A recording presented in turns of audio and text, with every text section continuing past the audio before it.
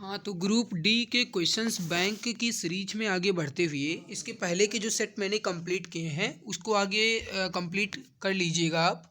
और 155 सेट की जो हमारी सीरीज चल रही है उसमें 20/9/2018 कि 4 बजे से 5:30 बजे के बीच के क्वेश्चंस पेपर को ध्यान में रखते हुए पहला क्वेश्चन है कि मॉनिटोलिन द्वीप कहाँ स्थित है, बताइए।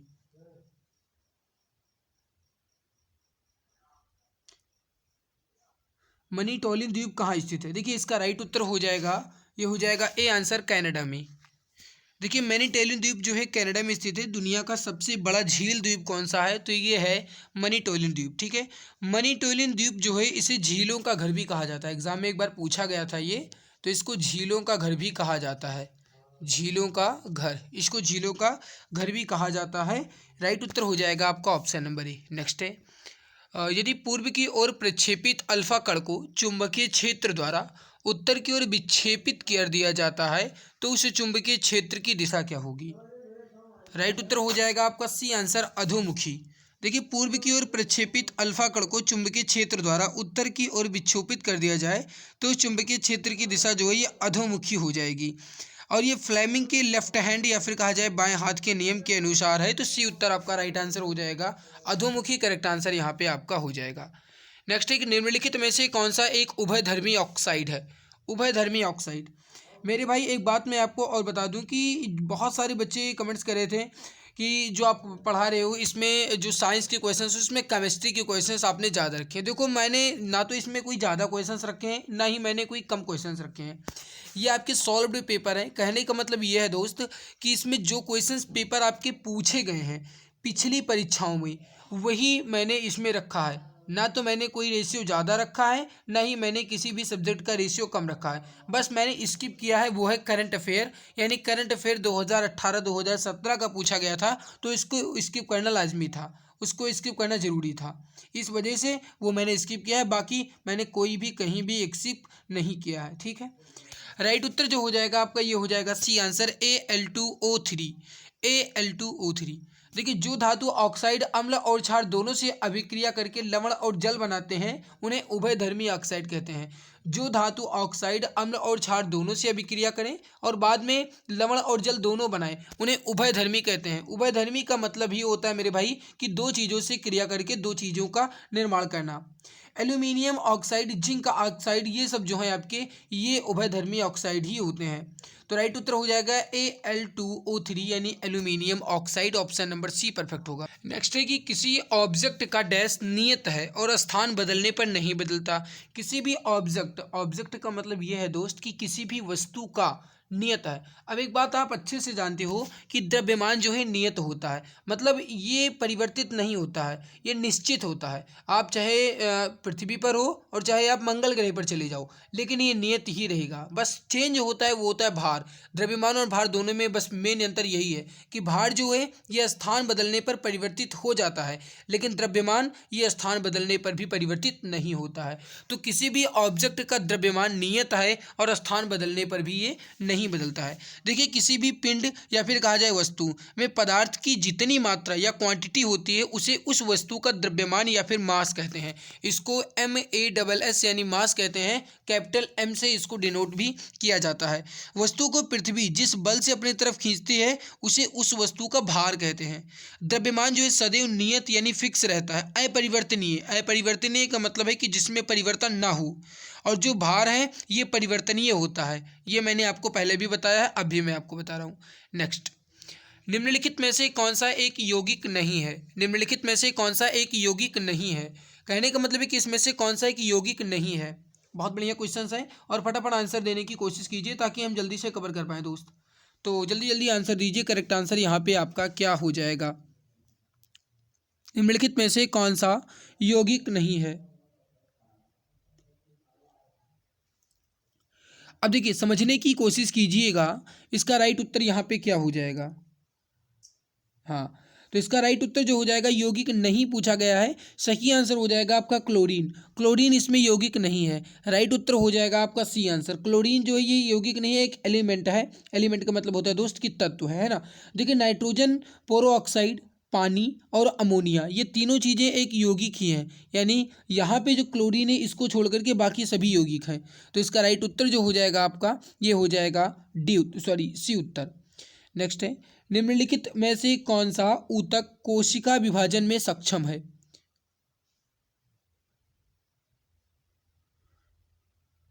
देखिए, पादपों में विभाजन की क्षमता वाली कोशिकाओं के समूह को विभाज्योतक ऊतक कहते हैं। और कोशिका विभाजन में सक्षम ऊतक कौन सा है? विभाज्योतक ऊतक। और इसे मेरिस्टमी ऊतक भी कहते हैं। तो विभाज्योतक को मेरिस्टमी भी कहते हैं। मेरिस्टमी इसको मेरिस्टमी भी कहते हैं। राइट उत्तर जो हो जाएगा आपका ये हो जाएगा बी उत्तर। नेक्स्ट है कि वह शब्द चुने जो समूह से संबंधित ना हो। अब देखो, एक बात अगर आप ध्यान से यहाँ पर देखोगे तो ये फिलहाल रीजनिंग के मतलब सेक्शन में पूछा गया था, लेकिन मैंने इसमें रख लिया है। कारण ये है कि आपकी जीके के क्वेश्चंस हैं, स्टैटिक का क्वेश्चंस है। वह शब्द चुने जो समूह से संबंधित ना हो। ना,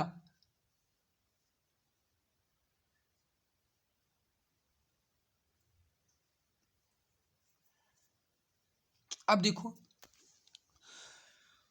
इसमें अगर कहा जाए तो ओडिसी, भरतनाट्यम और कथकली, ये तीनों चीज़ें अगर आप ध्यान से देखोगे तो ये शास्त्रीय नृत्य यानी क्लासिकल डांस है।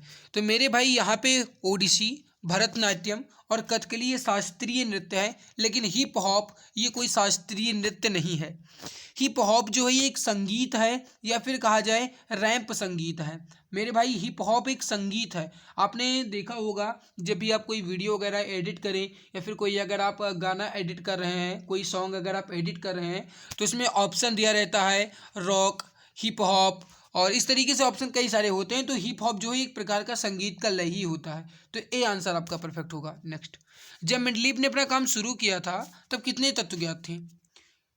देखिए, 1869 यानी 1869 में रूसी रसायन शास्त्री, नाम है इनका मेंडलीव, अपने परमाणु भार के आधार पर 63 यानी कुल मिलाकर के 63 तत्वों की एक आवर्त सारणी बनाई थी। और ये जा करके 1969 यानी 1869 में इन्होंने इसको बनाया और 1969 में ये प्रकाशित हुई थी। मेंडलीव के आवर्त नियम में कुल मिलाकर के कहा जाए तो 63 तत्वों को ज्ञात किया गया था। तो डी उत्तर आपका राइट आंसर यहाँ पे हो जाएगा। और इनके आवर्त में 9 वर्ग थे। एग्जाम में एक बार पूछा गया था कि मेंडलीव की आवर्त सारणी में कितने वर्ग थे, तो 9 वर्ग और 7 आवर्त थे। 9 वर्ग और 7 आवर्त थे। और 63 जो तत्व हैं ये खोजे गए थे। गैलियम जार्मेनियम की खोज नहीं की गई थी।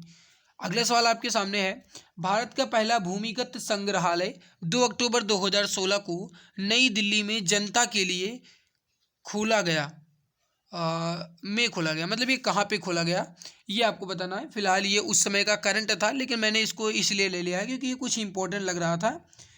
इसका आंसर आप बताएंगे। राइट उत्तर यहाँ पे क्या हो जाएगा? सही उत्तर हो जाएगा डी आंसर, राष्ट्रपति भवन में। तो डी उत्तर आपका करेक्ट आंसर यहाँ पे हो जाएगा। उस यौगिक का नाम क्या है जिसे सूत्र Al2SO4 थ्राइस द्वारा व्यक्त किया जाता है? Al2SO4 थ्राइस ये एल्यूमिनियम सल्फेट है, यानी सी उत्तर राइट हो जाएगा। एल्यूमिनियम सल्फेट एक अकार्बनिक यौगिक है। ये एक अकार्बनिक यौगिक है। अकार्बनिक यौगिक है। अकार्बनिक यौगिक है। अकार्बनिक यौगिक है। तो राइट उत्तर जो हो जाएगा आपका ये हो जाएगा सी उत्तर। देखिए, एल्यूमिनियम सल्फेट जो है, या फिर कहा जाए Al2SO4 थ्राइस जो है, इसका प्रयोग फिटकरी बनाने में भी किया जाता है। फिटकरी जानते होंगे आप, फिटकरी बनाने में भी किया जाता है। नेक्स्ट, फूल के नर प्रजनन भागों को क्या कहा जाता है? फूल के नर प्रजनन भागों को क्या कहा जाता है? पुंकेसर। क्या कहते हैं? पुंकेसर। देखिए, पुंकेसर जो है पौधे का नर प्रजनन अंग होता है। पंखुड़ियों के छल्ले के भीतर उपस्थित होते हैं और फूले हुए ऊपरी हिस्सों के साथ इनमें थोड़ी डंठल भी होती है। पुंकेसर जो है ये 2 हिस्सों से बना होता है। एक होता है परागकोश जिसे एंथर कहते हैं, और दूसरा होता है तंतु जिसे फिलामेंट कहते हैं। पुंकेसर का ठंडल जो है तंतु कहलाता है, और फूला हुआ ऊपरी हिस्सा जो है परागकोश कहलाता है। तो एग्जाम में पूछा जा सकता है कि पुंकेसर कितने प्रकार के होते हैं, या फिर पुंकेसर के कितने भाग होते हैं? तो 2। एक होता है परागकोश और दूसरा होता है तंतु। ठीक है, तो राइट उत्तर हो जाएगा आपका बी उत्तर। नेक्स्ट, निम्नलिखित में से किस खेल में अमल राज जुड़े हुए हैं? निम्नलिखित में से किस खेल से अमल राज जुड़े हुए हैं? निम्नलिखित में से किस खेल से अमल राज जुड़े हुए हैं? सही उत्तर हो जाएगा C answer, table tennis. Correct answer हो जाएगा टेबल टेनिस। 1 पिकोमीटर जो है किसके बराबर होता है? एक पिकोमीटर किसके बराबर होता है? इसका आंसर आप बताएंगे 1 पिकोमीटर। राइट उत्तर हो जाएगा 10⁻⁻12 मीटर। करेक्ट आंसर हो जाएगा सी आंसर। 10⁻⁻12 मीटर जो हो जाएगा ये हो जाएगा 1 पिकोमीटर के बराबर। नेक्स्ट, जब किसी प्रतिरक्षा बल F को विपरीत दिशा में लगाया जाता है तो दो दिशाओं के बीच का कोण कितना होगा?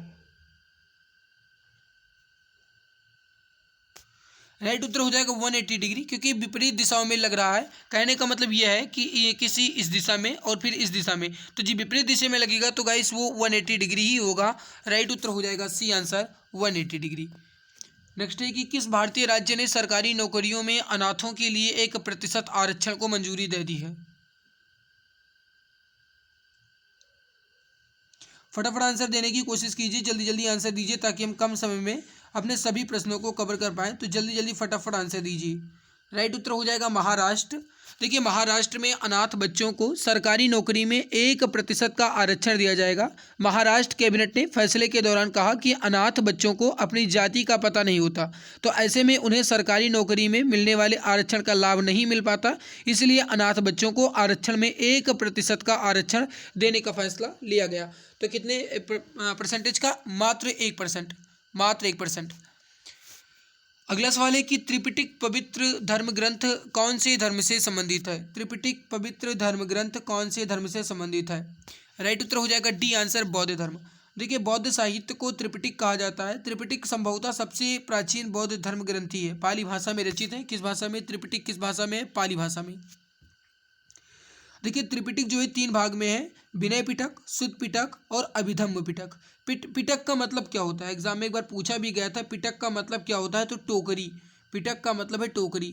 अब सुत्त पिटक, विनय पिटक और अभिधम्म पिटक में है क्या क्या, वो मैं आपको बता देता हूँ। सुत्त पिटक यानी सुत्त का अर्थ है धर्म या उपदेश, तो इस पिटक में बौद्ध धर्म के उपदेश हैं। सुत्त का मतलब होता है धर्म या फिर उपदेश, तो सुत्त पिटक में जो है ये क्या है, जो बौद्ध धर्म के उपदेश हैं वो संग्रहित किए गए हैं, यानी कि बुद्ध के पूर्व जन्म की जो कथाएं हैं वो भी इसी में ही हैं। इसके बाद विनय पिटक। इस पिटक में जो मठ के निवास के जो भिक्षु रहते थे या जो भिक्षुणी रहते थे उनके अनुशासन के नियम दिए गए हैं। और जो अभिधम्म पिटक है इनमें दार्शनिक सिद्धांत का वर्णन किया गया है। तो इसको आप ध्यान रखिएगा, एग्जाम में पूछा जा सकता है। नेक्स्ट, 1 किलोवाट घंटा जो है कितने जूल के बराबर होता है? 1 किलोवाट घंटा कितने जूल के बराबर होता है? 1 किलोवाट घंटा कितने जूल के बराबर होता है, ये आपको बताना है। जितना जल्दी हो सके उतना जल्दी क्वेश्चन का आंसर दीजिए, फटाफट आंसर देने की कोशिश कीजिए। देखिए 1 किलोवाट घंटा जो है 3.6 इंटू 10⁻6 जूल के बराबर होता है। तो राइट उत्तर जो हो जाएगा आपका ये हो जाएगा सी आंसर, 3.6 इंटू 10⁻6 जूल के बराबर होता है। तो करेक्ट आंसर जो हो जाएगा आपका सी आंसर। बोस्टन चाय पार्टी किस वर्ष में हुई थी? बोस्टन चाय पार्टी किस वर्ष में हुई थी? इसका आंसर आप बताएंगे। करेक्ट आंसर यहाँ पे क्या हो जाएगा? सही उत्तर हो जाएगा डी आंसर, 1773 में। Option number D correct answer हो जाएगा। देखिए अमेरिका स्वतंत्रता संग्राम का तात्कालिक कारण बोस्टन की चाय पार्टी ही थी। घटना का नायक सैमुअल एडम्स थे और 16 दिसंबर 1773 को बोस्टन से करयुक्त चाय के 3 जहाज़ों को ब्रिटेन लौटाने से इनकार कर दिया गया और इसके उपनिवेशी तो जो थे उनका एक समूह जहाज पर सवार हुआ और चाय की 340 पेटी, कितनी? 340 चाय की जो 340 पेटी है उसको बोस्टन हार्बर में फेंक करके नष्ट कर दिया गया। और ये घटना जो है अमेरिका के इतिहास की प्रमुख घटना है जिसे बोस्टन चाय पार्टी घटना के नाम से जाना जाता है। 1773 में हुई थी। सबसे व्यापक रूप से स्वीकृत सिद्धांतों में से एक के अनुसार पृथ्वी पर जीवन की उत्पत्ति से पहले पृथ्वी के वायुमंडल में किसके मिश्रण शामिल थे? यानी उत्पत्ति से पहले ये पूछा जा रहा है। इसका आंसर आप बताएंगे। राइट उत्तर यहाँ पे क्या हो जाएगा? सही उत्तर हो जाएगा A answer, hydrogen, carbon dioxide और NH3 यानी कि अमोनिया और CH4 यानी मीथेन। तो हाइड्रोजन, कार्बन डाइऑक्साइड, अमोनिया और मीथेन ये 4 चीज़ें जो हैं ये शामिल थी। तो राइट उत्तर जो हो जाएगा आपका ये हो जाएगा ए आंसर। करेक्ट आंसर हो जाएगा ऑप्शन नंबर ए। निम्नलिखित में से कौन सा प्रोपेनोन में कार्यात्मक समूह है? प्रोपेनोन में कार्यात्मक समूह है। प्रोपेनोन, इसमें कार्यात्मक समूह कौन सा है? इसका आंसर आप बताएंगे। राइट उत्तर यहाँ पे क्या हो जाएगा? बहुत बढ़िया गाइस, अगर आपको मेहनत अच्छी लग रही है ना तो क्लास को लाइक जरूर कर दिया करो। आप जब क्लास को लाइक नहीं करते हो तो बहुत दुख होता है। राइट उत्तर जो हो जाएगा आपका ये हो जाएगा D answer ketone. Correct answer हो जाएगा आपका ऑप्शन नंबर डी कीटोन। तो option number D correct answer. देखो कीटोन क्या होता है, वह कार्बनिक यौगिक जिनमें दो एल्किल समूह कार्बोनिल जो कुछ इस तरीके से इसका संरचना बनता है, कुछ इस तरीके से ये कार्बोनिल होता है। ये कार्बोनिल द्वारा जुड़े होते हैं, उन्हें कीटोन कहते हैं। और कार्बोनिल समूह को कीटो समूह कहा जाता है। तो ये आपने क्लास 12 की केमिस्ट्री में भी पढ़ा होगा। तो डी उत्तर राइट हो जाएगा। न्यूटन के नियम कणों के लिए अच्छे सिद्ध नहीं होते हैं।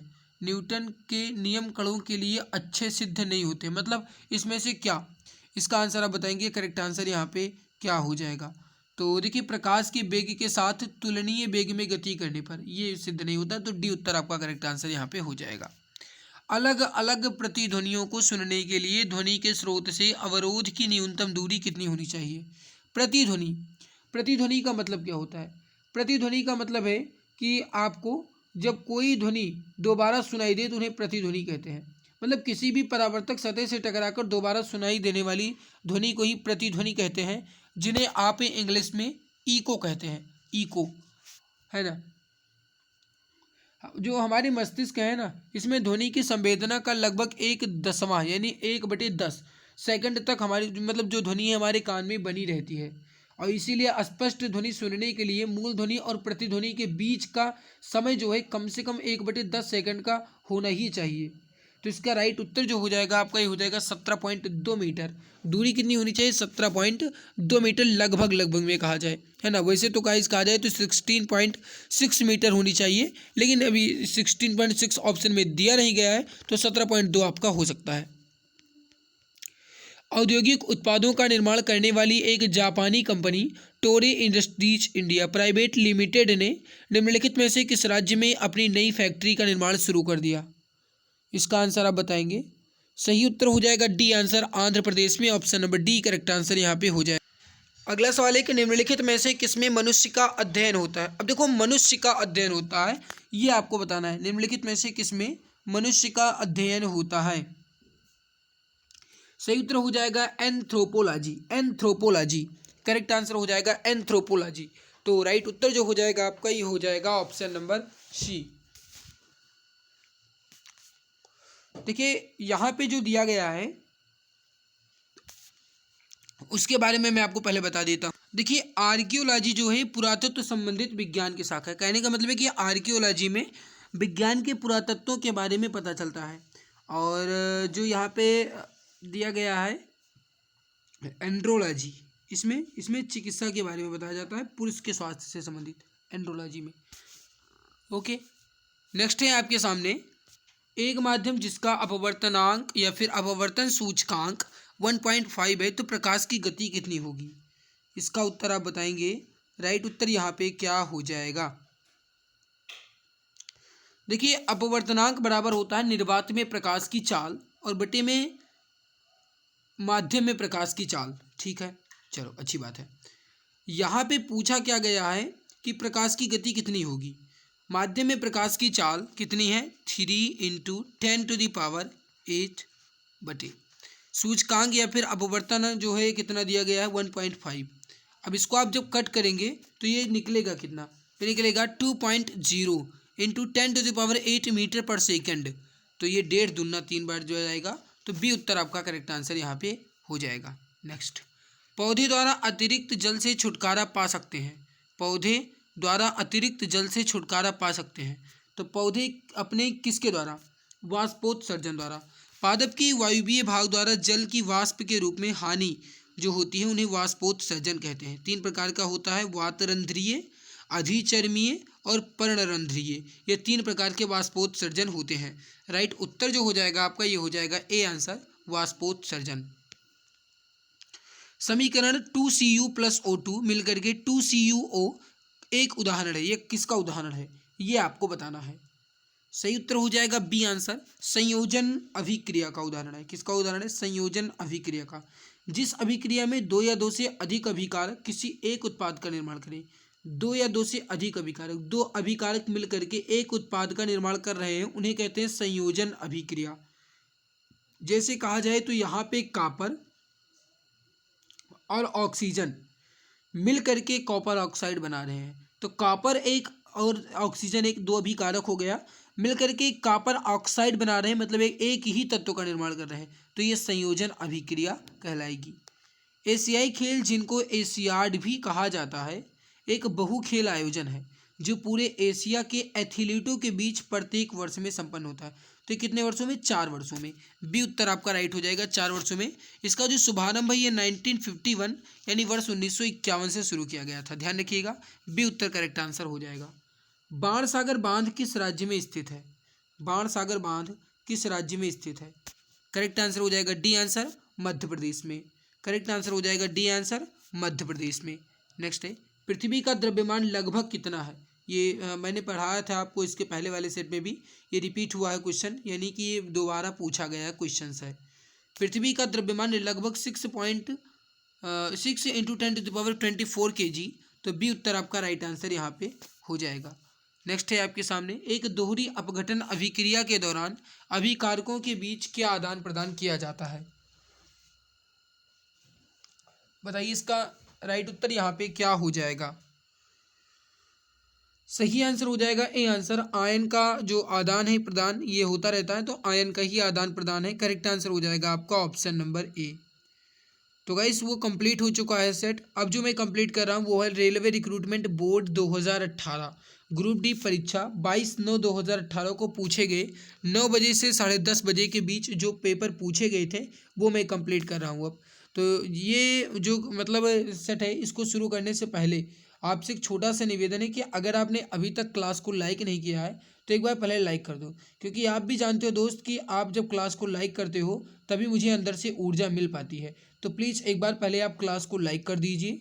चैनल में पहली बार हो तो चैनल को सब्सक्राइब कर लो दोस्त, ताकि आने वाली हर एक नई क्लास की अपडेट जो है ये आपको समय से मिला करे। तो जो भी हमारे प्यारे भाई बहन अभी तक क्लास को लाइक नहीं किए, वह लाइक कर दें। जो चैनल पे पहली बार विजिट किए हैं चैनल को सब्सक्राइब कर लें, ताकि आने वाली हर एक नई क्लास की अपडेट आपको समय से मैं दे पाऊँ। चलिए आगे बढ़ते हैं, सवाल देखते हैं। पहला सवाल है इसमें कि जीवाश्म ईंधन जलने पर मुक्त कार्बन, नाइट्रोजन और सल्फर के ऑक्साइड क्या कहलाते हैं? राइट उत्तर हो जाएगा ए आंसर, अम्लीय ऑक्साइड। करेक्ट आंसर हो जाएगा अम्लीय ऑक्साइड का ही निर्माण करते हैं और इसी कारण पृथ्वी पर अम्लीय वर्षा यानी एसिड रेन होती है। तो ए उत्तर आपका परफेक्ट उत्तर हो जाएगा। अगला देखिए, गैल्वेनोमीटर प्रयुक्त होता है, तो गैल्वेनोमीटर जो है ये किसको ज्ञात करने के लिए प्रयुक्त किया जाता है? गैल्वेनोमीटर, इसके बारे में आप अच्छे तरीके से जानते ही हैं। इसका आंसर आप पहले बताइए, करेक्ट आंसर यहाँ पे क्या हो जाएगा?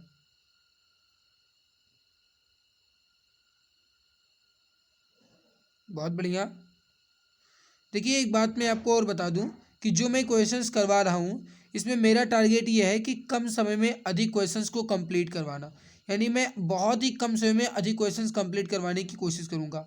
बी उत्तर राइट हो जाएगा, विद्युत धारा की दिशा को ज्ञात करने में बी उत्तर आपका करेक्ट आंसर यहाँ पे हो जाएगा। दो अस्थियाँ एक दूसरे से किसी अन्य संयोजी ऊतक द्वारा जुड़ी हो सकती हैं जिसे कहा जाता है, तो उन्हें क्या कहा जाता है? इसका आंसर आप बताएंगे। सही उत्तर हो जाएगा स्नायु। क्या कहा जाएगा? स्नायु। दो अस्थियां आपस में एक दूसरे से स्नायु द्वारा जुड़ी होती हैं और अस्थि और मांसपेशी उपास्थि द्वारा जुड़ी होती है। तो अस्थि और मांसपेशी, अगर अस्थि और मांसपेशी ये दोनों जुड़ने की बात की जाएगी तब आप उपास्थि कहेंगे, लेकिन अगर दो अस्थियां ही केवल जुड़ेंगी तो वो स्नायु द्वारा जुड़ेंगी। इसको आप ध्यान रखिएगा। नेक्स्ट, परमाणु संख्या 57 वाला तत्व संबंधित है। परमाणु संख्या 57, देखिए परमाणु संख्या 57 जो है ये लैंथोनियम की होती है और ये डी ब्लॉक का तत्व है, तो यहाँ पे डी ब्लॉक का तत्व है। ए आंसर आपका करेक्ट आंसर यहाँ पे हो जाएगा। तो जिन तत्वों में इलेक्ट्रॉन बाई कोश से पिछले कोश के डी ऑर्बिटल में भरते हैं उन्हें डी ब्लॉक के तत्व कहते हैं। तो ए उत्तर आपका यहाँ पे करेक्ट आंसर हो जाएगा। नेक्स्ट है पुलिचिंताला। पुलिचिंताला जल विद्युत परियोजना किस नदी पर बनाई गई है? पुलिचिंतला जल विद्युत परियोजना किस नदी पर बनाई गई है? पुलिचिंतला जल विद्युत परियोजना किस नदी पर बनाई गई है? यह है कृष्णा नदी पर। डी उत्तर राइट हो जाएगा। इसकी कल्पना पहली बार 1911 यानी वर्ष 1911 में ब्रिटिश इंजीनियर कर्नल एलिस ने की थी। आंध्र प्रदेश के तत्कालीन मुख्यमंत्री वाईएस राजशेखर रेड्डी के द्वारा किया गया था। तो डी उत्तर आपका राइट आंसर यहाँ पे हो जाएगा। इथेनॉल को ईथेन में परिवर्तित करने के लिए डिहाइड्रेटिंग एजेंट के रूप में किसका उपयोग किया जाता है? सी उत्तर राइट हो जाएगा, सांद्र सल्फ्यूरिक अम्ल का। करेक्ट आंसर हो जाएगा आपका ऑप्शन नंबर सी, सांद्र सल्फ्यूरिक अम्ल। ओडोमीटर का उपयोग मापने के लिए किया जाता है। ओडोमीटर का उपयोग जो है दूरी मापने के लिए करते हैं, तो ए उत्तर आपका राइट उत्तर हो जाएगा, दूरी मापने के लिए। तो जो भी ऑप्शन नंबर ए बता रहे हैं बिल्कुल परफेक्ट उत्तर यहाँ पे हो जाएगा। गेटवे ऑफ इंडिया कहाँ स्थित है, ये क्वेश्चन है। गेटवे ऑफ इंडिया कहाँ स्थित है? गेटवे ऑफ इंडिया जो है भारत के प्रमुख नगर मुंबई के दक्षिण में समुद्र तट पर स्थित। तो कहाँ पर है? मुंबई में। गेटवे ऑफ इंडिया ये मुंबई में है, और इंडिया गेट कहा जाएगा तो ये दिल्ली में हो जाएगा। तो इंडिया गेट दिल्ली में है और गेटवे ऑफ इंडिया ये मुंबई में है, इसको आप ध्यान रखिएगा। 1911 में किंग जॉर्ज और रानी मैरी की मुंबई यात्रा की याद में बनाया गया था गेटवे ऑफ इंडिया। तो कब बनाया गया था? 1911 में, जब दिल्ली दरबार लगा था। तो ए उत्तर आपका राइट आंसर यहाँ पे हो जाएगा। भारत के संविधान की मसौदा समिति के अध्यक्ष कौन थे? भारत के संविधान की मसौदा समिति के अध्यक्ष कौन थे? इसका आंसर आप बताएंगे। देखिए, जो ड्राफ्टिंग कमेटी है या फिर कहा जाए मसौदा समिति है, इसके अध्यक्ष जो थे वो थे डॉक्टर B.R. अम्बेडकर या फिर कहा जाए डॉक्टर भीमराव अम्बेडकर। संविधान बनने में 2 वर्ष 11 महीने 18 दिन लगे थे, और इसके कुछ भाग जो है 26 नवंबर 1949 को लागू हुए, और पूर्ण जो संविधान है ये 26 जनवरी 1950 से लागू हुआ था। तो कुछ भाग जो है ये 26 नवंबर 1949 से ही लागू हो गए थे, और इसीलिए 26 नवंबर यानी 26 नवंबर को ही संविधान दिवस मनाया जाता है। अगला है कि आयरन ऑक्साइड का रासायनिक सूत्र क्या है? आयरन ऑक्साइड का रासायनिक सूत्र क्या है?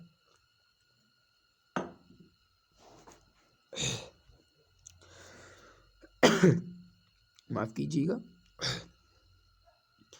आयरन ऑक्साइड का रासायनिक सूत्र क्या है? सही उत्तर हो जाएगा आपका यहाँ पे, ये हो जाएगा B answer, Fe2O3। Correct answer हो जाएगा ऑप्शन नंबर बी।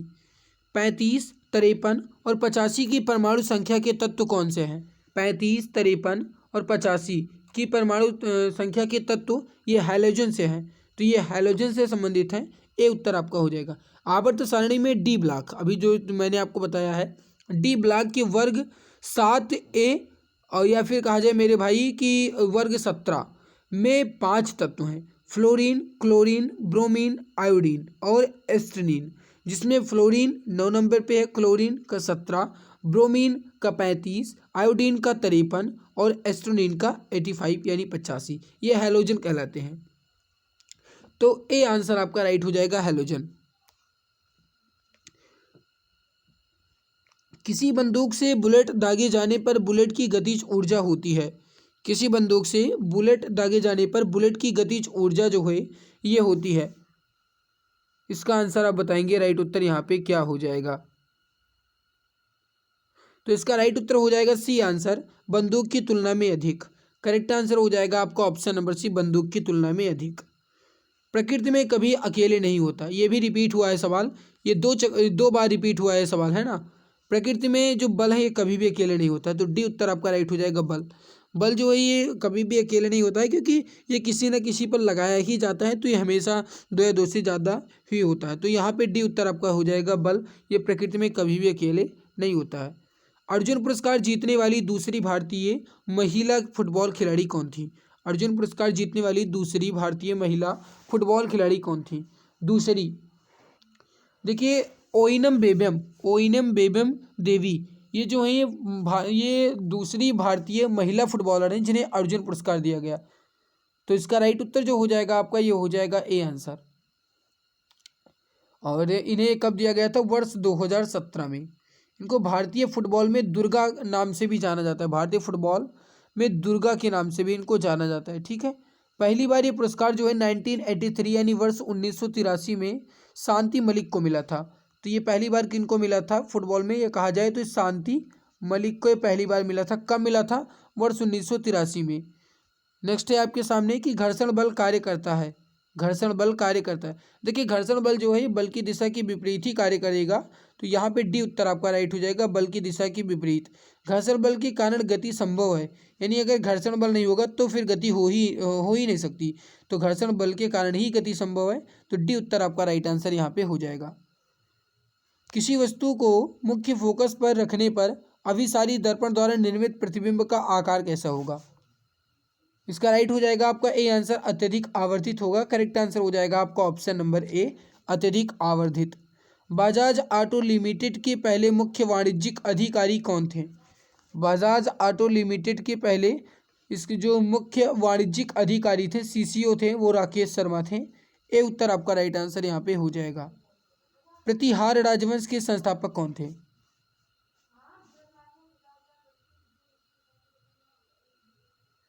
सही उत्तर हो जाएगा आपका यहाँ पे क्या हो जाएगा? ऑप्शन नंबर सी, हरीश चंद्र। देखिए, राजस्थान के दक्षिण पश्चिम में गुर्जरात्रा प्रदेश में प्रतिहार वंश की स्थापना हुई थी। कहाँ पे? गुर्जरात्रा प्रदेश में। उत्पत्ति जो है श्री राम के अनुज यानी लक्ष्मण से हुई और प्रतिहार वंश का संस्थापक जो है ये राजा हरीश चंद्र हैं, जो ब्रह्म क्षत्रिय थे। राजधानी जो थी इनकी कन्नौज थी, राजधानी कन्नौज थी। और प्रतिहार वंश का जो वास्तविक संस्थापक है, या फिर कहा जाए इसको जो वास्तविक संस्थापक है, ये किसे माना जाता है? तो ये नागभट्ट प्रथम है। नागभट्ट प्रथम, नागभट्ट प्रथम जो है ये प्रतिहार वंश के वास्तविक संस्थापक माने जाते हैं। लेकिन अगर ये कहा जाएगा कि प्रतिहार राजवंश का संस्थापक कौन था, केवल यही कहा जाएगा, तब आप कहेंगे हरीश चंद्र। ध्यान रखिएगा। गर्भाशय में भ्रूण को पोषण प्रदान करने वाला ऊतक कौन सा है? गर्भाशय में भ्रूण को पोषण प्रदान करने वाला ऊतक कौन सा है? बहुत बढ़िया, बहुत बढ़िया आंसर आप दे रहे हैं। डी उत्तर राइट हो जाएगा, प्लेसेंटा। अगला सवाल देखिए, वह अभिक्रिया जिसमें 10% NaCl से बिजली पास की जाती है क्या कहलाती है? सही उत्तर हो जाएगा आपका यहाँ पे, ये हो जाएगा ए आंसर, क्लोर क्षार अभिक्रिया। ए उत्तर आपका करेक्ट आंसर हो जाएगा। भारत में सबसे पुराना तेल क्षेत्र कौन से राज्य में स्थित है? भारत में सबसे पुराना तेल क्षेत्र कौन से राज्य में स्थित है? भारत में सबसे पुराना तेल क्षेत्र कौन से राज्य में है? तो असम। बी उत्तर राइट हो जाएगा। देखिए, असम घाटी तेल क्षेत्र में भारत का सबसे महत्वपूर्ण एवं प्राचीन तेल क्षेत्र है। 1837 में सेना के एक अधिकारी द्वारा तेल की खोज की गई थी। कहाँ पे? ये 1837 में ही की गई थी। डिगबोई जो है भारत के असम राज्य के तिनसुकिया जिले के उत्तर पूर्वी में स्थित एक छोटा सा नगर है। और भारत के अन्य क्षेत्र जो हैं तेल के, वो हैं जैसे Bombay high, Ankleshwar, KG basin, ये सब अन्य क्षेत्र हैं। मुख्य रूप से कहा जाए तो सबसे पहले डिगबोई में ही इसकी खोज की गई थी तेल क्षेत्र की, 1837 में असम के डिगबोई में। तो बी उत्तर राइट हो जाएगा।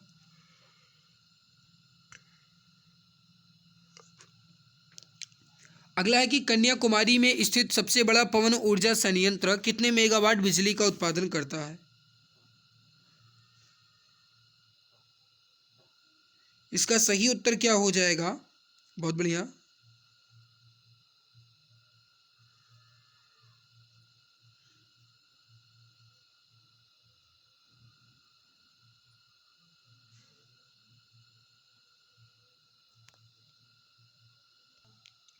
राइट उत्तर हो जाएगा ए आंसर, 360। करेक्ट आंसर हो जाएगा आपका 360। ये फिलहाल ये सवाल जो है ये आरआरबी के द्वारा कैंसिल कर दिया गया था। ये सवाल आरआरबी के द्वारा कैंसिल कर दिया गया। अगला सवाल है कि मूकुलन द्वारा प्रजनन हो सकता है? में मूकुलन द्वारा प्रजनन हो सकता है, तो ये हो जाएगा सी आंसर, हाइड्रा। देखिए, मूकुलन हाइड्रा में अलैंगिक जनन का ही एक प्रकार है। अनुकूल परिस्थिति में भी हाइड्रा में मूकुलन भित्ति द्वारा जनन होता है, तो सी उत्तर राइट आंसर हो जाएगा। व्हिटकर के वर्गीकरण के अनुसार समूह में शामिल जीवों में पूर्णतः विकसित नाभिक नहीं पाया जाता, तो किस समूह में? इसका आंसर आप बताएंगे व्हिटकर के अनुसार।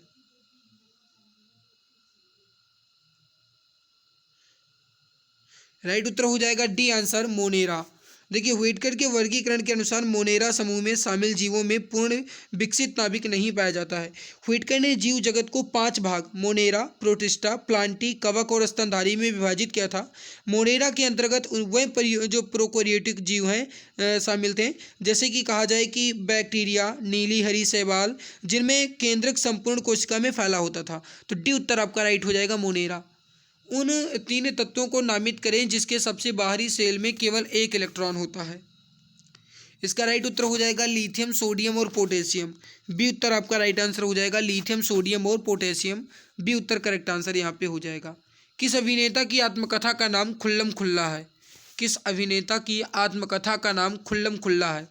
वेरी वेरी इंपॉर्टेंट क्वेश्चन है, फटाफट आंसर दीजिए। करेक्ट आंसर यहाँ पे क्या हो जाएगा?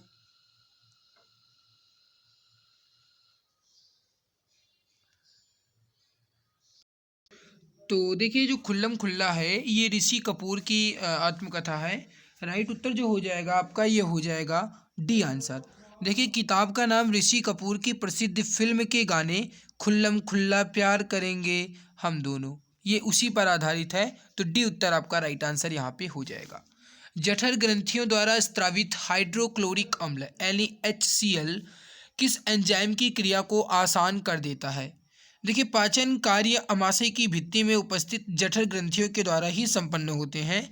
हाइड्रोक्लोरिक अम्ल ये प्रोटीन पाचक एंजाइम पेप्सिन तथा श्लेष्मा का स्त्रावण करते हैं। तो पेप्सिन करेक्ट उत्तर होगा आपका ए आंसर। पेप्सिन करेक्ट उत्तर आपका हो जाएगा ए आंसर। देखिए पेप्सिन एंजाइम की क्रिया में सहायक होते हैं। अमाशय में आने वाला भोजन जो ये अम्लीय होता है और अग्न्याशयिक एंजाइमों की क्रिया के लिए उसे क्षारीय बनाया जाता है। अग्न्याशय अग्न्याशयिक रस का स्त्रावण करते हैं जिसमें प्रोटीन के पाचन के लिए ट्रिप्सिन एंजाइम होता है। ठीक है, तो प्रोटीन के पाचन के लिए ट्रिप्सिन एंजाइम होता है, लेकिन हाइड्रोक्लोरिक कहा जाएगा तो पेप्सिन होगा। तो ए उत्तर आपका परफेक्ट हो जाएगा। एहोल शिलालेख निम्नलिखित में से किन शासकों से जुड़े हुए हैं? एहोल शिलालेख निम्नलिखित में से किन शासकों से जुड़े हुए हैं? तो ये हो जाएगा पुलकेशिन द्वितीय। डी उत्तर आपका राइट आंसर हो जाएगा। देखिए चालुक्य सम्राट पुलकेशिन द्वितीय से संबंधित है एहोल शिलालेख। करेक्ट उत्तर जो हो जाएगा आपका ये हो जाएगा ए आंसर। करेक्ट आंसर हो जाएगा आपका डी आंसर, डी। नेक्स्ट आपके सामने railway recruitment board 2018 group D 23/9/2018 को पूछे गए 9 बजे से 10:30 बजे के बीच जो क्वेश्चंस पेपर है वो कंप्लीट करूंगा। तो गाइस उससे पहले आपको एक बात और बता दें कि अगर आप रेलवे एग्जाम्स की तैयारी कर रहे हैं तो आपके लिए एक रामबाण संग्रह सीरीज के नाम से ई बुक लॉन्च की गई है स्पेशल रेलवे एग्जाम्स के लिए। अगर आप इस ई बुक को एक बार अच्छे से दिल दिमाग के साथ पढ़ लेते हो तो मैं गारंटी के साथ कह सकता हूँ कि आपको एग्जाम में काफ़ी ज़्यादा बेनिफिट मिलेगा। गाइज इस ई बुक की खास बात यह है कि इस ई बुक को आप बहुत बेहतरीन तरीके से देख पाओगे, यानी कि इसकी जो डिज़ाइनिंग बहुत बेहतरीन तरीके से है। पूरी की पूरी ई बुक जो है इमेज एंड कलरफुल के साथ है, topic wise plus image and colourful के साथ है। अब तक पूछे गए प्रश्न को ध्यान में रखते हुए नए सिलेबस पर ये आधारित है। गाइस अगर आप इस ई बुक को लेना चाहते हैं तो 60% का डिस्काउंट चला है। ये ई बुक आपको मात्र 39 रुपये की अभी मिल जाएगी। फिलहाल दाम तो इसका 99 है, लेकिन ये अभी के लिए आपको मात्र 39 की मिल जाएगी। तो इस ई बुक को लेने के लिए आप इस दिए गए व्हाट्सअप नंबर 8948667652 8948667652 इस नंबर पे आपको व्हाट्सअप करना है। यहीं से आपको ये ई बुक मिल जाएगी। तो नंबर ध्यान से नोट कीजिएगा 8948667652। इसी नंबर पे आपको ये ई बुक मिल जाएगी। और इस ई बुक के साथ आपको खास ऑफर और मिल रहा है कि 5000 से अधिक जीके की क्वेश्चंस की ई बुक आपको बिल्कुल फ्री मिल रही है। तो इस ई बुक को यानी अगर आप रामबाण संग्रह सीरीज ई बुक को लेते हैं तो आपको 5000 से अधिक जीके की क्वेश्चंस की ई बुक बिल्कुल फ्री मिलेगी। तो इस दिए गए व्हाट्सअप नंबर 8948667652 पर एक बार व्हाट्सअप करके जानकारी जरूर ले लीजिएगा। तो चलिए अब हम बढ़ते हैं 23/9/2018 के 9 बजे से 10:30 बजे के बीच पूछे गए प्रश्न को ध्यान में रखते हुए पहला सवाल, निम्नलिखित में से किसने भारत के प्राचीन ग्रंथ नाट्यशास्त्र को संकलित किया?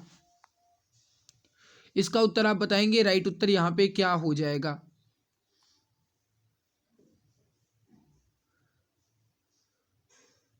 बहुत बढ़िया, बहुत बढ़िया। सही उत्तर हो जाएगा डी आंसर भरत मुनि। देखिए नाट्यशास्त्र संस्कृत में लिखा गया है, नाट्य कला पर आधारित ग्रंथ है जिसकी रचना भरत मुनि ने तीसरी शताब्दी से पहले की थी। यानी तीसरी शताब्दी से पहले ही इस ग्रंथ की रचना की गई है। इस ग्रंथ में प्रत्यभिज्ञा दर्शन की छाप की गई है। 36 अध्यायों में ये जो है ये ग्रंथ लिखा गया है। ठीक है, और नाटक और अभिनय का भी संकलन इसी में किया गया है। तो ये भरत मुनि द्वारा लिखा गया है। डी उत्तर आपका राइट हो जाएगा।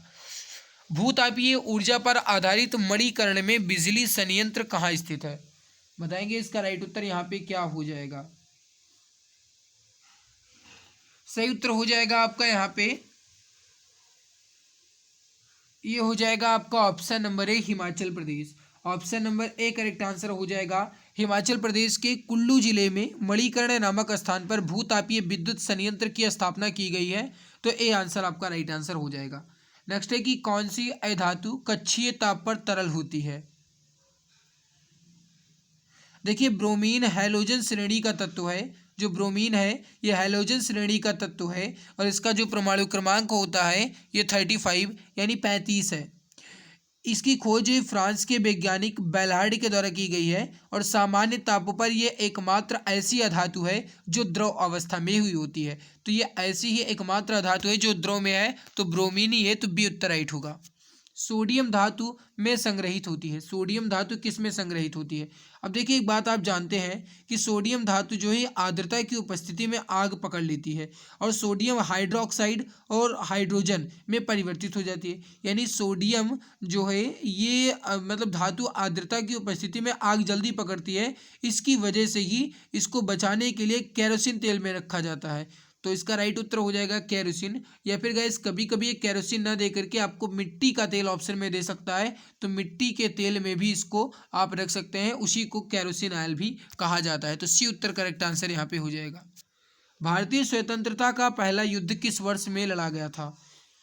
देखिए भारतीय स्वतंत्रता का जो पहला युद्ध है ये 10 मई 1857 को उत्तर प्रदेश के मेरठ से शुरू हुआ था।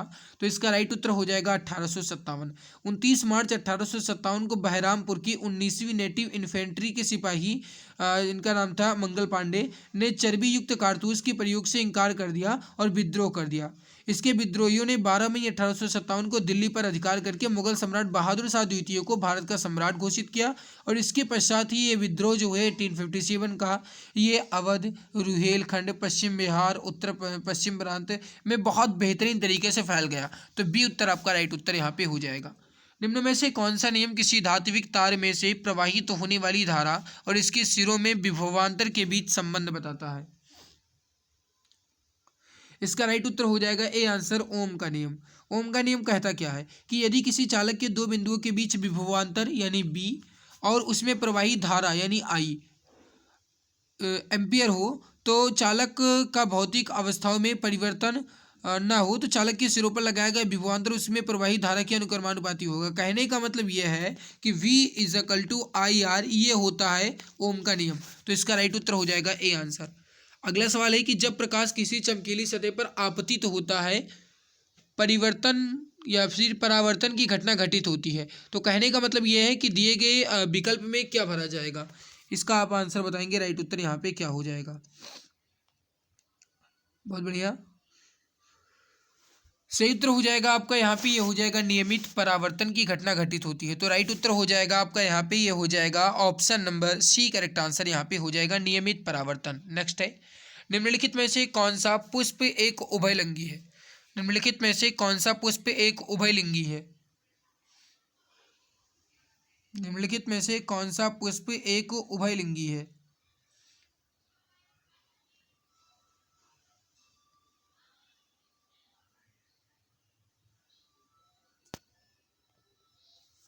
देखिए समझने की कोशिश कीजिएगा। उभयलिंगी का मतलब होता है कि हर्माफेरोडाइट, ये इंग्लिश में हर्माफेरोडाइट कहा जाएगा, फिर उभयलिंगी कहा जाएगा।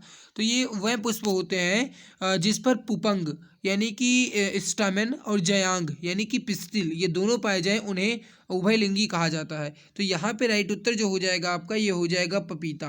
पपीता जो है ये एक उभयलिंगी है। तो राइट उत्तर हो जाएगा आपका option number D correct answer हो जाएगा।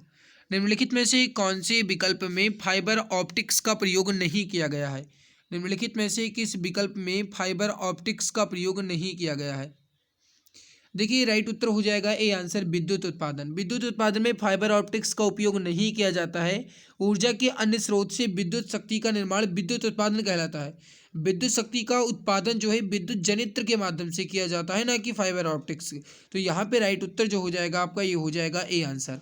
नेक्स्ट है आपके सामने, ग्रंथि को मास्टर ग्रंथि के नाम से भी जाना जाता है। तो निम्नलिखित में से कौन सी ऐसी ग्रंथि है जिसको मास्टर ग्रंथि के नाम से भी जाना जाता है? तो ये हो जाएगा पिट्यूटरी ग्रंथि। देखिए पिट्यूटरी ग्रंथि या फिर कहा जाए पीयूष ग्रंथि, बात एक ही है। पीयूष ग्रंथि जो एक अंतःस्रावी ग्रंथि है जो कपाल की स्फेनाइड हड्डी में स्थित होती है और इसे सेल टर्सिका भी कहा जाता है। तो जो पिट्यूटरी से सेल टर्सिका भी कहते हैं और इसका भार जो है लगभग 0.6 ग्राम होता है, मतलब भार बहुत कमी है। तो 0.6 ग्राम है। मास्टर ग्रंथि, पिट्यूटरी ग्रंथि या फिर पीयूष ग्रंथि सब नाम एक ही है। तो सी उत्तर आपका राइट उत्तर यहाँ पे हो जाएगा। उस पद की पहचान करें जो निम्नलिखित समूह से संबंधित नहीं है। उस पद की पहचान करें जो निम्नलिखित समूह से संबंधित नहीं है।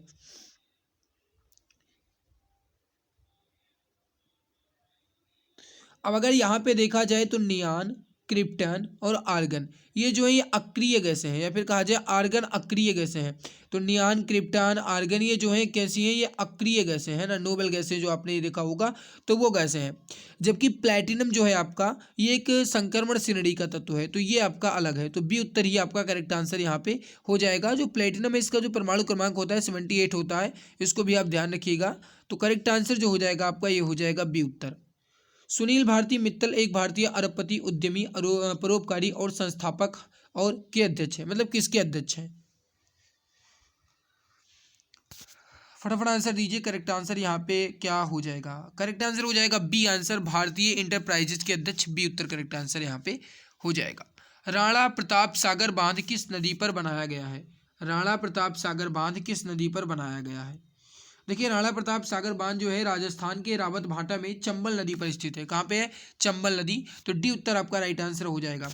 9 फरवरी 9 फरवरी 9 फरवरी 1970 9 फरवरी 1970 को इंदिरा गांधी ने इसका उद्घाटन किया था और इस बांध से 172 मेगावाट विद्युत का उत्पादन किया जाता है। तो इसका जो उद्घाटन है किसने किया था? इंदिरा गांधी ने। कब किया? 9 फरवरी 1970 को। किस नदी पर बनाया गया? चंबल नदी पर। राणा प्रताप सागर बांध है कहाँ पर? तो ये है राजस्थान के रावत भाटा में।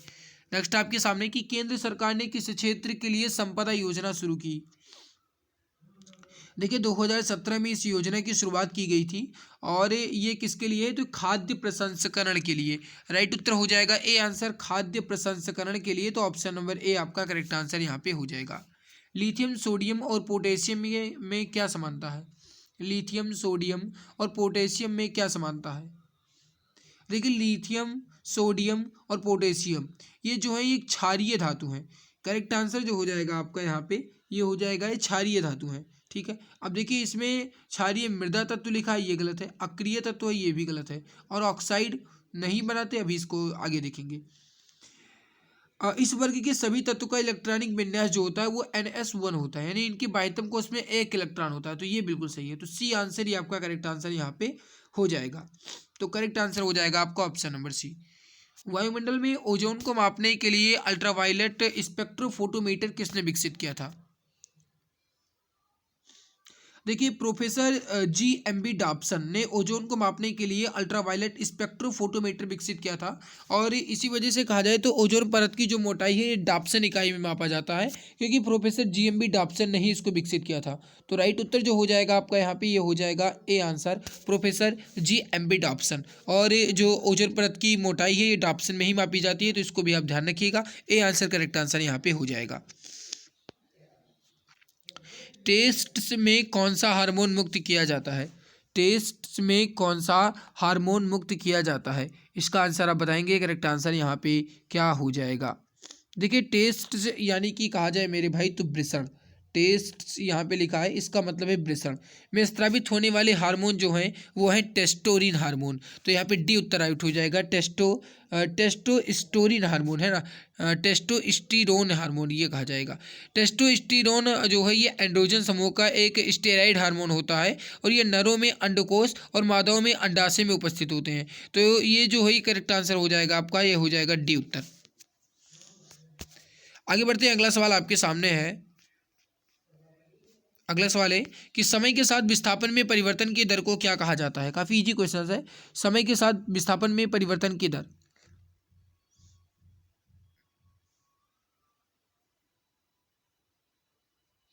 समय के साथ विस्थापन में परिवर्तन की दर को क्या कहा जाता है?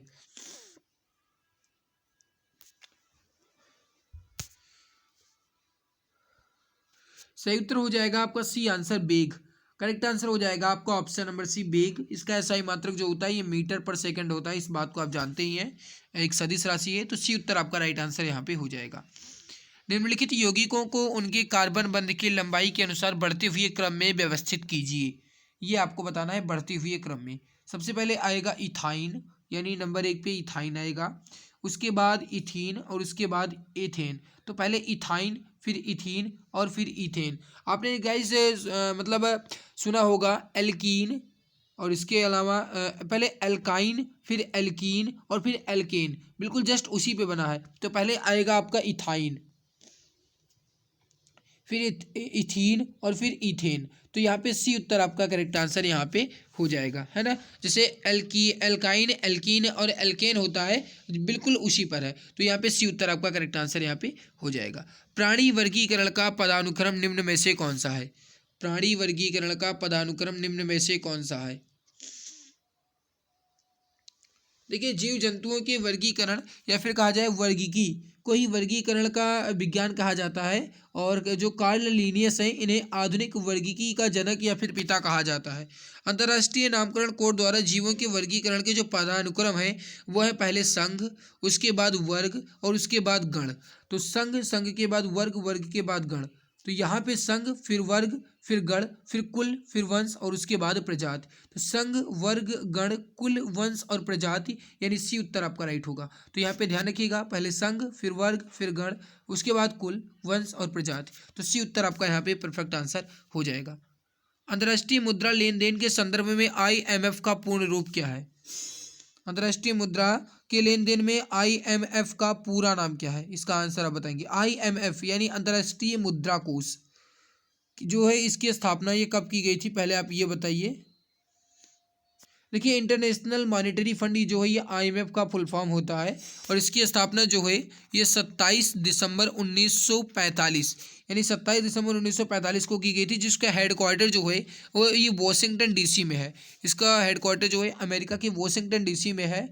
इसका राइट उत्तर जो हो जाएगा आपका ये हो जाएगा बी उत्तर।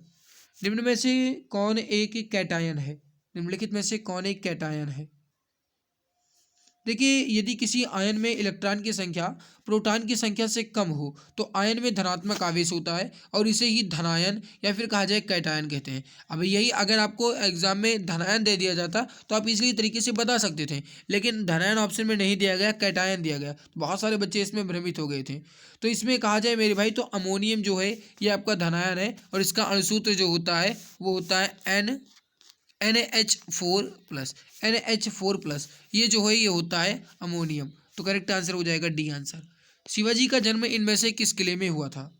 शिवाजी का जन्म इनमें से किस किले में हुआ था? देखिए, मराठा साम्राज्य के महान शासक छत्रपति शिवाजी का जन्म जो है ये शिवनेरी दुर्ग में हुआ था, यानी शिवनेरी। करेक्ट आंसर हो जाएगा आपका यहाँ पे ये हो जाएगा ऑप्शन नंबर डी। भारतीय रेलवे यातायात सेवा यानी IRTS के 1997 के बैच के अधिकारी विक्रम सिंह को निम्नलिखित में से किस राष्ट्रपति के निजी सचिव के रूप में नियुक्त किया गया है या फिर किया गया था? तो ये हो जाएगा D answer, Shri Ramnath Kovind. Correct answer हो जाएगा आपका डी उत्तर। जल के कितने अणु कॉपर सल्फेट के एक अणु में उपस्थित होते हैं? अब देखिए, अगर आप जाने गाइस यहाँ पर समझने की कोशिश करें तो कॉपर सल्फेट का जो सूत्र होता है वो क्या होता है? CuSO4 into 5H2O। तो जल के कितने अणु हो गए? 5 यानी 5। तो करेक्ट उत्तर क्या हो जाएगा? A answer, option number A correct answer यहाँ पे हो जाएगा। नेक्स्ट है, कान के अंदर कंपन 3 हड्डियों द्वारा प्रावर्धित होता है, जैसे बीच वाले कान में। अब इसका आंसर आप बताएंगे। राइट उत्तर यहाँ पे क्या हो जाएगा?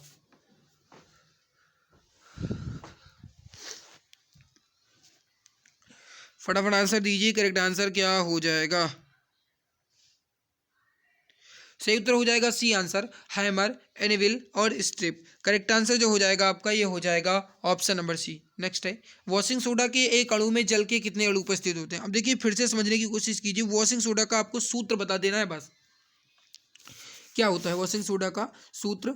Na2CO3 into 10H2O। तो H2O के कितने अणु हो गए? 10, यानी ए आंसर आपका राइट हो जाएगा 10। तो बहुत इजी है। देखिए, एक अकार्बनिक यौगिक है और सामान्य भाषा में इसे वॉशिंग सोडा भी कहा जाता है। उपयोग जल की कठोरता को दूर करने में भी इसका किया जाता है। और इसका राइट उत्तर जो हो जाएगा आपका ये हो जाएगा ऑप्शन नंबर ए।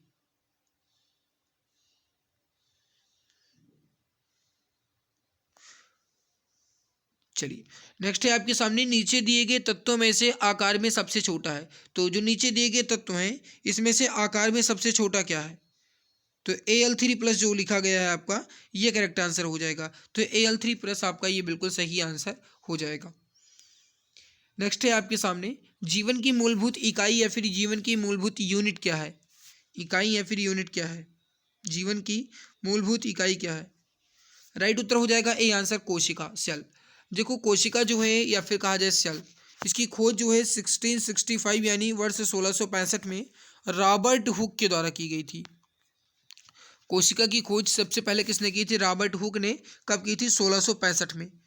कोशिका के अंदर प्रोटीन का संश्लेषण राइबोसोम में होता है और जो लाइसोसोम है इसको आत्महत्या की थैली भी कहा जाता है। इसको ध्यान रखिएगा। तो ए आंसर आपका करेक्ट आंसर हो जाएगा। नेक्स्ट है आपके सामने, निम्नलिखित में से कौन सा गुण द्विबीजपत्री पौधों का एक गुण नहीं है? निम्नलिखित में से कौन सा गुण द्विबीजपत्री पौधों का एक गुण नहीं है? देखिए ऐसे ऐसे बीज जिसमें दो बीज पत्र होते हैं उन्हें द्विबीजपत्री कहते हैं। मतलब कहा जाए तो दो बराबर दलों में विभक्त किया जा सके उन्हें हम द्विबीजपत्री ही कहते हैं। तो ये जो करेक्ट आंसर हो जाएगा आपका, ये हो जाएगा बी आंसर, रेशेदार जड़। नेक्स्ट, गति का द्वितीय समीकरण किसके बीच संबंध प्रदान करता है?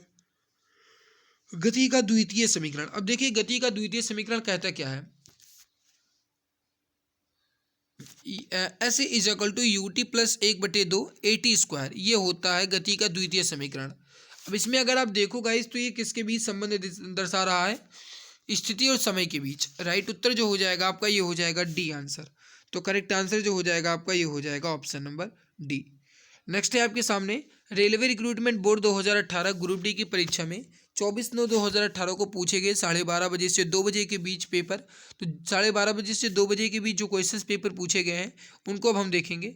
पहला सवाल है कि जंतुओं का सबसे बड़ा समूह है। जंतुओं का सबसे बड़ा समूह है।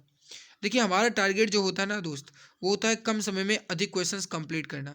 इस वजह से मैं जितना जल्दी हो सके उतना जल्दी क्वेश्चंस कंप्लीट करवाता हूँ, क्योंकि हमारा मकसद है कि आपको मैं बेहतरीन से बेहतरीन कंटेंट दे पाऊँ। लेकिन आप ऐसे मित्र हैं कि क्लास को लाइक तक नहीं करते हैं। भाई लाइक ज़रूर कर दिया करो, क्योंकि आप भी जानते हो कि आपके एक लाइक से ही मुझे अंदर से ऊर्जा मिलती है और तभी मैं आपके लिए मेहनत कर पाता हूँ। तो जंतुओं को जो सबसे बड़ा समूह है वो है आर्थ्रोपोडा। आर्थ्रोपोडा ही जंतुओं का सबसे बड़ा संघ है या फिर कहा जाए समूह है। आर्थ्रोपोडा संघ के प्राणियों की प्रजातियों में कहा जाए तो पृथ्वी पर लगभग 2/3 मात्रा में पाई जाने वाली सबसे बड़ी प्रजातियों में आर्थ्रोपोडा ही आता है। तो राइट उत्तर जो हो जाएगा आपका, ये हो जाएगा बी उत्तर, करेक्ट आंसर। नेक्स्ट, एक समतल दर्पण द्वारा बनाई गई छवि की विशेषताएं हैं। एक समतल दर्पण द्वारा बनाई गई छवि की विशेषताएं हैं। समतल दर्पण द्वारा, राइट उत्तर हो जाएगा समान आकार, सीधी, पार्श्व तौर पर उल्टी और आभासी। तो ए उत्तर आपका करेक्ट आंसर यहाँ पे हो जाएगा। अगला सवाल है, नारियल की छाल का निर्माण किस ऊतक द्वारा होता है? नारियल की छाल का निर्माण निम्नलिखित में से किस ऊतक द्वारा होता है? देखिए नारियल की जो छाल है इसका निर्माण स्केलेरन काइमा स्केलेरन काइमा ऊतक द्वारा होता है। तो ये राइट उत्तर हो जाएगा आपका ऑप्शन नंबर डी। ऊष्माक्षेपीय अभिक्रिया वह अभिक्रिया होती है जिसमें, तो देखिए समझिएगा, ऊष्माक्षेपीय अभिक्रिया ये वह अभिक्रिया होती हैं जिसमें ऊष्मीय ऊर्जा मुक्त होती है। ऊष्मीय ऊर्जा मुक्त होती है। तो यहाँ पे कहा जाए तो ऊष्मीय ऊर्जा मुक्त होती है यानी ऊष्मा निकलती है। तो डी उत्तर आपका करेक्ट आंसर यहाँ पे हो जाएगा। करेक्ट आंसर हो जाएगा option number D. Mughalsarai railway station का नाम बदलकर निम्न में से किस प्रसिद्ध व्यक्ति के नाम पर किया गया?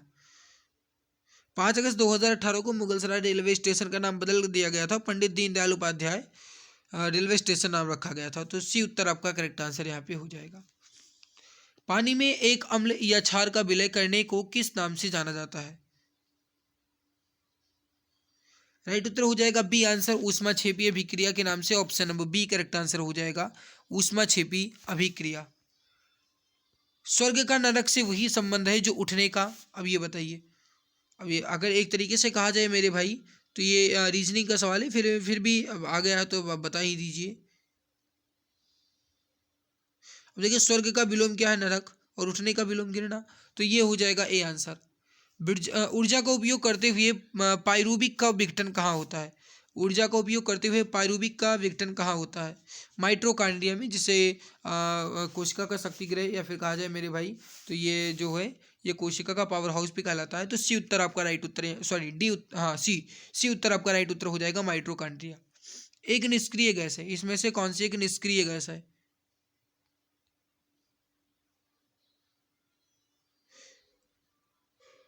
देखिए निष्क्रिय गैस या फिर कहा जाए नोबल गैस या उत्कृष्ट गैस। आवर्त सारणी के शून्य वर्ग के तत्व होते हैं, ये निष्क्रिय गैस कहलाते हैं। हीलियम, नियान, आर्गन, क्रिप्टान, जीनान और रेडान, ये जो हैं ये होते हैं निष्क्रिय गैस। तो इसमें क्रिप्टान ऑप्शन में दिया गया है, तो बी उत्तर आपका राइट उत्तर हो जाएगा, क्रिप्टान।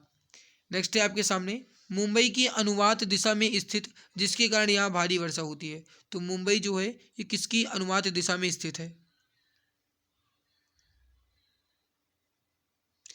राइट उत्तर हो जाएगा डी आंसर, पश्चिमी घाट। करेक्ट आंसर हो जाएगा डी आंसर। देखिए मुंबई में अरब सागर की शाखा में ग्रीष्म काल में भारी वर्षा होती है। करेक्ट उत्तर जो हो जाएगा आपका यहाँ पे हो जाएगा पश्चिमी घाट के सबसे घुमावदार किनारे पर स्थित होने के कारण। तो डी उत्तर आपका करेक्ट आंसर यहाँ पे हो जाएगा।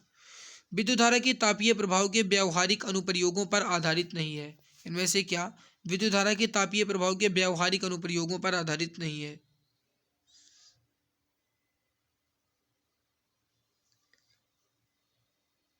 सही उत्तर हो जाएगा आपका सी आंसर, इलेक्ट्रिक घंटी, ये इस पर आधारित नहीं है। जबकि इलेक्ट्रिक फ्लैट आयरन, इलेक्ट्रिक केतली, इलेक्ट्रिक टोस्टर ये इन सभी पर आधारित है। सूर्य की ऊर्जा का स्रोत क्या है? देखिए दो या दो से अधिक नाभिक परस्पर मिलकर एक भारी नाभिक बनाते हैं और वो नाभिकीय संलयन कहलाता है। नाभिकीय संलयन अभिक्रिया सूर्य तथा तारों की ऊर्जा का ही स्रोत है। तो नाभिकीय संलयन अभिक्रिया ये जो है सूर्य की ऊर्जा का स्रोत है। सूर्य ऊर्जा का स्रोत सूर्य हल्के नाभिक के संलयन के कारण होता है। सूर्य के द्रव्यमान का लगभग 90% हाइड्रोजन एवं हीलियम से ही बना होता है। तो जो सूर्य का द्रव्यमान है कितना, लगभग लगभग 90% हाइड्रोजन और हीलियम से ही है। बाकी जो 10% है वो अन्य तत्व होते हैं। तो यहाँ पे सी उत्तर आपका करेक्ट आंसर हो जाएगा।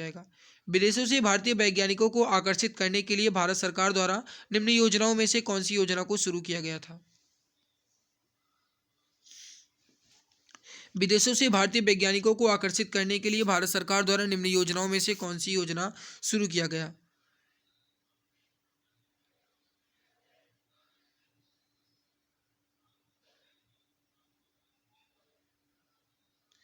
राइट उत्तर हो जाएगा आपका बी आंसर, वज्र। करेक्ट आंसर हो जाएगा आपका ऑप्शन नंबर बी, वज्र। देखिए visiting advanced joint research faculty, ये जो है ये वज्र का पूरा नाम है। ये योजना शुरू की गई थी। इसमें भारत में संयुक्त शोध करने के लिए भारत से संबंधित शोधकर्ताओं को शामिल किया गया। इसका मुख्य उद्देश्य था कि दुनिया के सर्वश्रेष्ठ वैज्ञानिकों को भारत लाना और देश में अनुसंधान का संचालन करना। तो इसका राइट उत्तर जो हो जाएगा आपका ये हो जाएगा बी आंसर, वज्र। अगला है, वंशानुक्रम की इकाई क्या है? वंशानुक्रम की इकाई क्या है? वंशानुक्रम की इकाई क्या है? देखिए गुणसूत्रों पर स्थित डीएनए की बनी अति सूक्ष्म रचनाएं जो आनुवांशिक लक्षणों को धारण करती हैं और उन्हें एक पीढ़ी से दूसरी पीढ़ी में स्थानांतरित करती हैं, उन्हें जीन कहा जाता है और ये वंशानुक्रम की इकाई है। तो डी उत्तर आपका राइट आंसर हो जाएगा, जीन। जीन ही वंशानुक्रम की मूलभूत इकाई है जो जैविक लक्षणों को निर्धारित करती है। जिनका जो सबसे पहले नामकरण है ना, ये जॉनसन ने किया था। कब? 1909 में। कब किया था? 1909 में। तो डी उत्तर आपका राइट उत्तर यहाँ पे हो जाएगा। अगला है कि का विकास 5000 वीसी से मालवा के दक्षिण की ओर एवं उत्तर की ओर गंगा घाटी के पूरे तलहटी क्षेत्र में हुआ था। तो ये हो जाएगा सिंधु घाटी सभ्यता का। राइट उत्तर हो जाएगा ए आंसर, सिंधु घाटी सभ्यता का। ओरिजिन ऑफ स्पीसीज यानी कि प्रजाति की उत्पत्ति नामक पुस्तक किसने लिखी? तो ये बहुत मतलब पॉपुलर क्वेश्चन है, हर कोई इसका आंसर बता सकता है। राइट उत्तर जो हो जाएगा आपका ये हो जाएगा C answer, Charles Darwin. Correct answer हो जाएगा चार्ल्स रॉबर्ट डार्विन ने इस पुस्तक को लिखा था। अगला है कि मछलीपट्टनम या फिर मसूलीपट्टनम भारत के पूर्वी तट पर एक समुद्र समृद्ध बंदरगाह था जो अपने के काम के लिए प्रसिद्ध था। तो किस काम के लिए प्रसिद्ध था? इसका आंसर आप बताएंगे।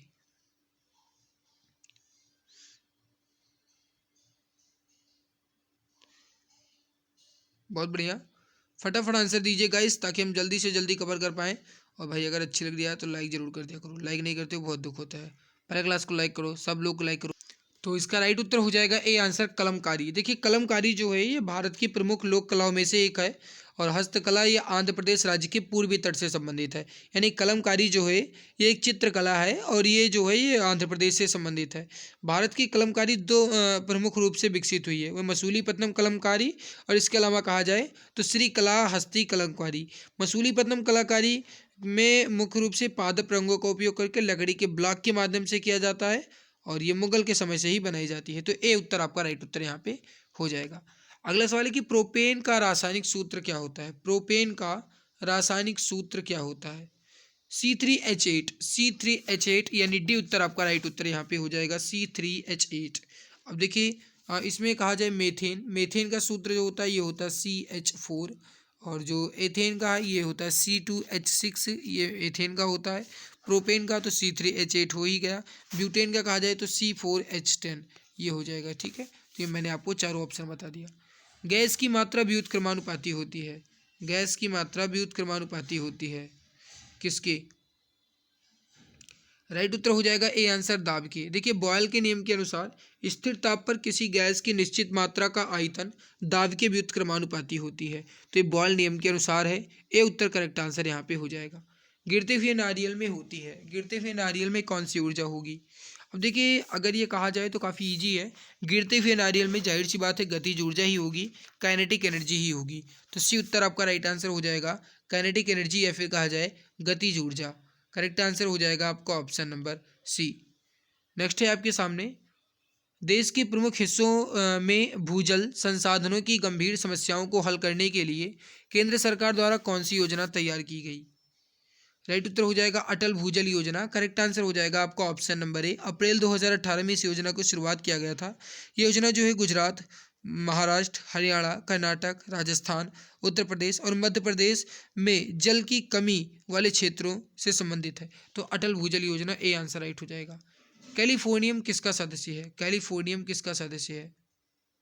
एक रेडियोधर्मी रासायनिक तत्व है, यानी अगर कहा जाए तो एक्टिनाइड श्रेणी के सदस्य हैं। तो ए सी आंसर राइट हो जाएगा, एक्टिनाइड श्रेणी का सदस्य है। अगला सवाल है कि 7019 मतलब ये नहीं है, ये कितना है? ये यानी 7,19,000 का पिन कोड है। ये मतलब कहाँ का पिन कोड? ये कहाँ का पिन कोड है? 7,19,000 ये कहाँ का पिन कोड है? बताओ भाई, ये भी कोई क्वेश्चन थोड़ी है, ये फर्जी वाला सवाल है। पश्चिम बंगाल का है फिलहाल। सबसे पहले खेलो इंडिया स्कूल गेम्स की शुरुआत की घोषणा कब की गई थी? सर्वप्रथम खेलो इंडिया स्कूल गेम्स यानी KISG के शुरुआत कब की गई थी? सी उत्तर हो जाएगा 31 जनवरी 2018 से। करेक्ट आंसर हो जाएगा आपका ऑप्शन नंबर सी। अल्ट्रासाउंड उत्पन्न करके गेम खेलते हैं, निम्नलिखित में से अल्ट्रासाउंड उत्पन्न करके गेम खेलते हैं। तो ये हो जाएगा डी आंसर चूहे। देखिए चूहे ध्वनि की गति से भी तेज अल्ट्रासोनिक तरंगे उत्पन्न करते हैं, जिनकी तीव्रता कहा जाए तो 50 से लेकर के 100 किलो हर्ट्ज यानी किलो हर्ट्ज KHz के बीच होती है। इंसानों का कान इस तीव्रता की ध्वनि जो तरंगे नहीं सुन सकता है। चूहे अल्ट्रासाउंड उत्पन्न करके ही गेम खेलते हैं। तो डी उत्तर आपका राइट उत्तर हो जाएगा। सोडियम बाइकार्बोनेट का सामान्य नाम क्या है? सोडियम बाइकार्बोनेट का सामान्य नाम क्या है? देखिए सोडियम बाइकार्बोनेट एक अकार्बनिक यौगिक है जिसका सामान्य नाम बेकिंग सोडा है। Baking soda. तो सी उत्तर राइट उत्तर हो जाएगा बेकिंग सोडा,